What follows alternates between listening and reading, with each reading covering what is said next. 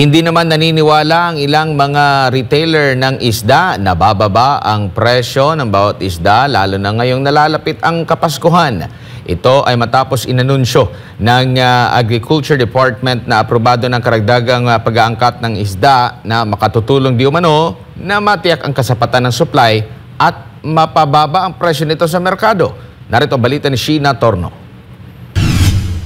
Kailangang pagkasahin ni Jen ang 100 pisong budget niya na pambili ng ulam para sa kanilang mag-anak. Palengke ang kanyang takbuhan tuwing limitado lang ang pera dahil pwede raw tumawad. Nakabili siya ng ilang piraso ng isdang bangus sa Litex Market sa Quezon City. Adobong paksiw daw ang kanyang lulutuin para sa kanyang pamilya dahil kahit ilang araw na hindi kainin ay hindi ito masisira at mas lalong sumasarap. Reklamo niya, lalo raw nagmamahal ang mga bilihin. Sobrang mahal lang po eh. Sana po bawasan po yung presyo, ibaba. Kasi ang asawa ko, binatog lang naman ang hanap buhay.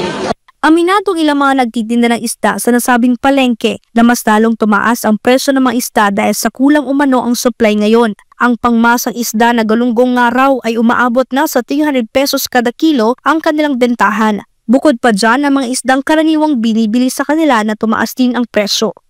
Yung bangus ma'am, maabot ma'am ng 180 ma'am per kilo ngayon. Nakaban po kasi ngayon sa bipar, hindi pinapalaki daw yung mga isda. Pag December ma'am, mas lalo mataas ang kalakal niyan ma'am.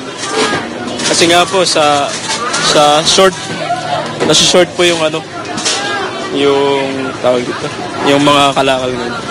Ang tinderang si Dicky naman ay sinasabi na posibleng iniipit daw ang supply ng isda kung kaya tumataas ang presyo. Dahilan kung bakit kailangan din daw nilang magtaas ng presyo upang makabawi sa mahal na puhunan. Una na ring inanunsyo ng Department of Agriculture na inaprubahan na ang karagdagang importasyon sa isda na makatutulong upang matiyak ang kasapatan ng supply na magpapababa raw sa presyo sa merkado. Yun nga lang ay hindi naniniwala ang tinderang si Dicky hinggil dito.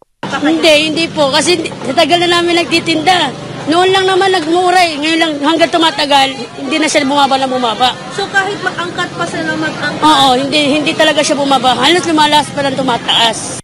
Pero sinisiguro naman ng ahensya na makatutulong ang karagdagang importasyon para kahit papaano ay may pagbaba sa presyo nito.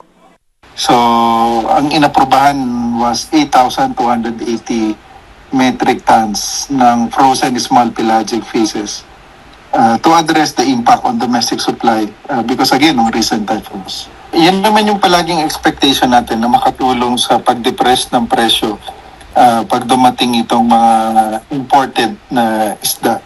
Ngayon kasi medyo elevated pa rin yung presyo ng isda. Batay naman sa monitoring ng Department of Agriculture, ilan sa mga isdang nagtaas presyo ay bangus, tilapia, galunggong at alumahan. Samantala sa usapin naman ng supply ng gulay, sinabi naman ng Department of Agriculture na hindi na itutuloy ang plano ng pag-aangkat ng gulay. Wala pa kasing nilalabas na rekomendasyon ang Bureau of Plant and Industry o BPI para sa importasyon. May mga rehiyon daw kasing maaring pagkuhanan ng supply, lalo na sa Visayas at Mindanao. Para sa Diyos at sa Pilipinas kung mahal. Ito si Sheena Torno, SMNI News.